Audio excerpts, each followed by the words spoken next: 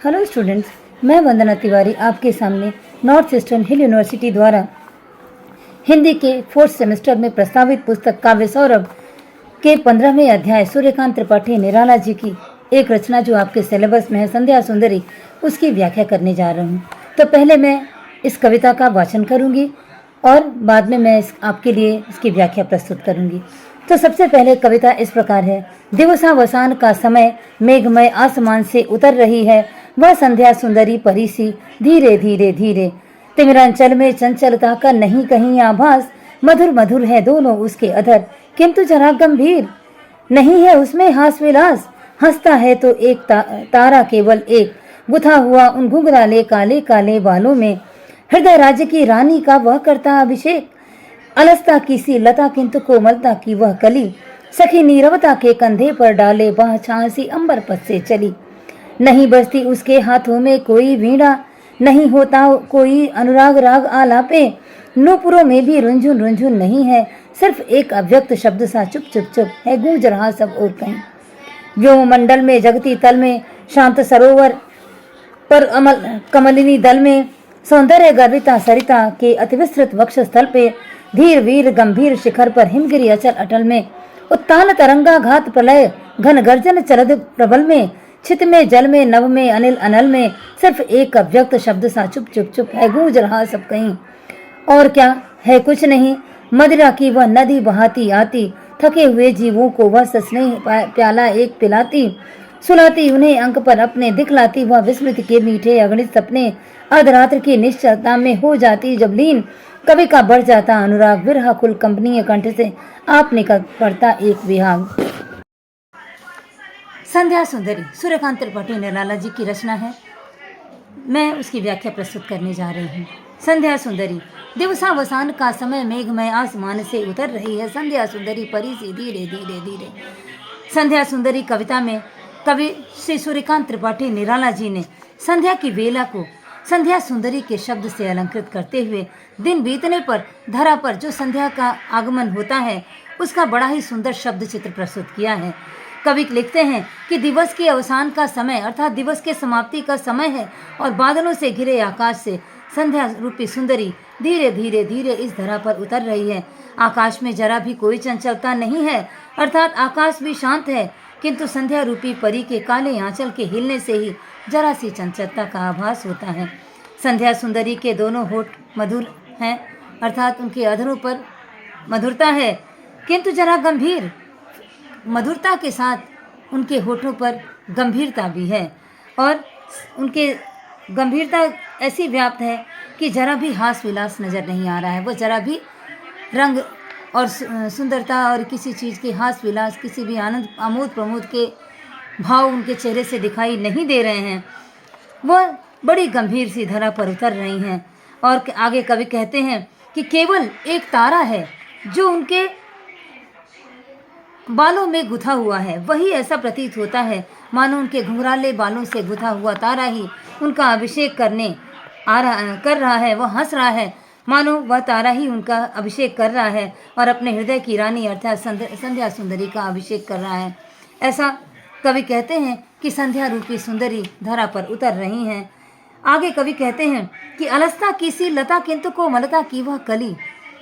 निराला जी कहते हैं कि संध्या सुंदरी आलस्य की बेल की तरह धरा पर धीरे धीरे फैलती जा रही हैं, अर्थात धरा पर वह बड़ी कोमल कली आलस्य की कोमल कली की भांति धीरे धीरे फैलती चली जा रही हैं और वातावरण में अत्यंत शांति व्याप्त हो गई है।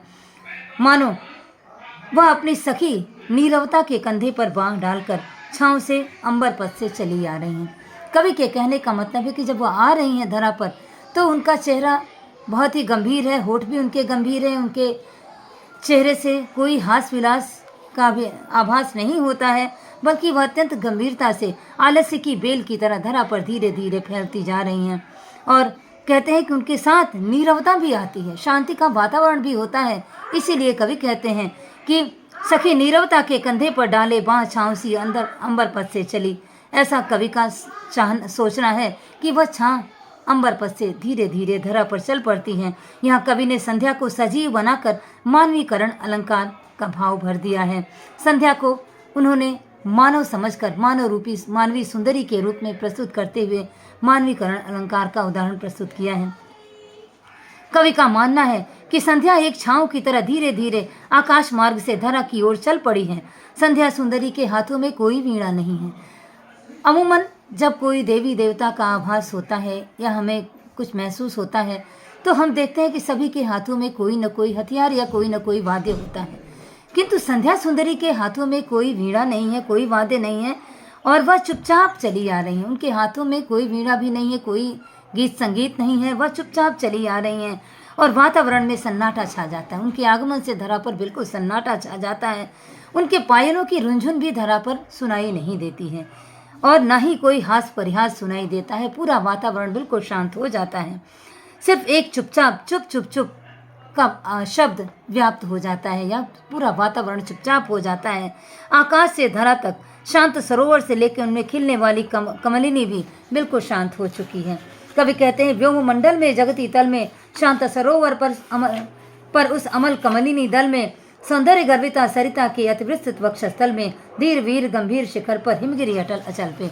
कवि का कहना है कि अपने सौंदर्य पर गर्वित रहने वाली सरिता के विस्तृत वक्ष पर, पर्वतों के धीर गंभीर शिखरों पर, बर्फ के अचल अटल गिरि पर, ऊंचे ऊंचे तरंगों के आघात से प्रलय लाने वाले सागर में तथा बादलों की गर्जना में धरा पर, जल में, आकाश में और अग्नि में, हवा में सिर्फ एक अव्यक्त शांति सी छा जाती है।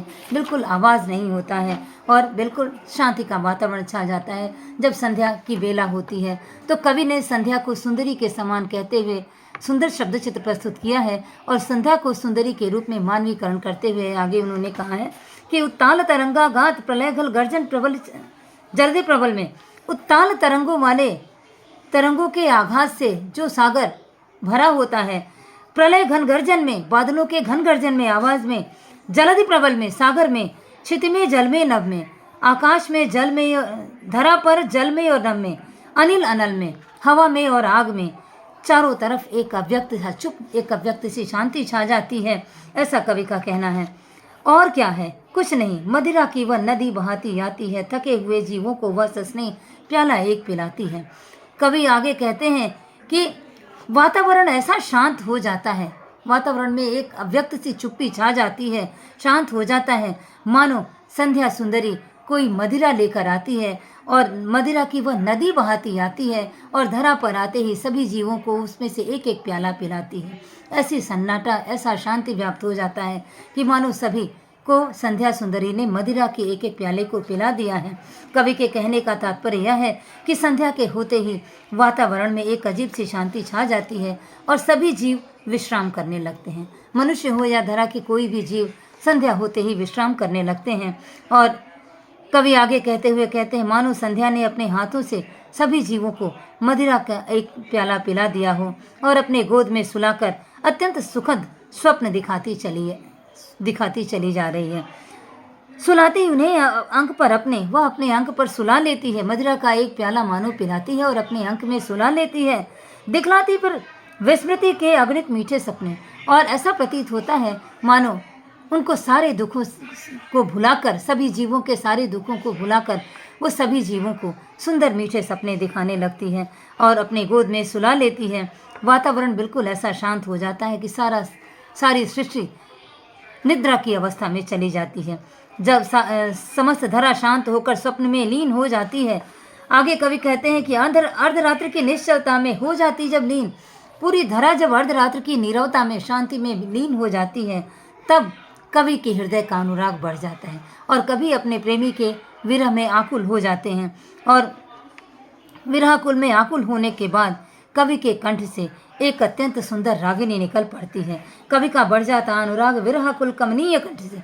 कवि कहते हैं कि उनके हृदय में जो विरह की आकुलता है, जो विरह की बेचैनी है, उस बेचैनी से कवि के हृदय का कंठ फूट पड़ता है और अपने आप एक सुंदर गीत, एक विहाग एक राग का नाम है, तो विहाग एक अत्यंत सुंदर राग है। कहते हैं कवि कि उस विरह के अग्नि में झुलसने के कारण कवि के कंठ से एक विहाग निकल पड़ता है, एक सुंदर राग, एक सुंदर रागिनी, एक गीत निकल पड़ता है। और कवि इस तरह संध्या सुंदरी को अत्यंत सुंदर शब्दों में मानवीकरण करते हैं, उपमा अलंकार है और बड़ा ही सुंदर वर्णन करते हुए कवि अपनी रचना लिखते हैं। मुझे उम्मीद है आप लोगों को मेरे प्रयास से सफलता मिलेगी। धन्यवाद।